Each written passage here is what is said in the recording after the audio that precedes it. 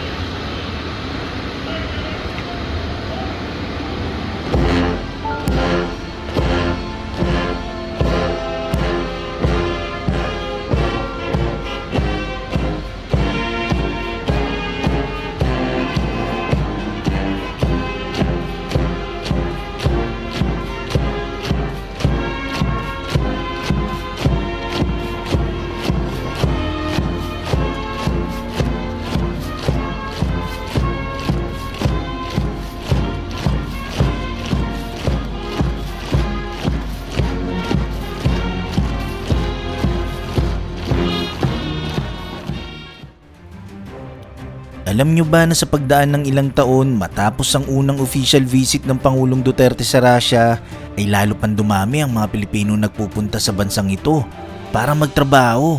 Ito'y ayon sa Philippine Ambassador to Russia na si Carlos Soreta. Katunayan, nakarang taon lang nagpakita ng interes ang Russia na gustong pumasok sa bilateral labor agreement para sa pag-deploy ng mga manggagawang Pilipino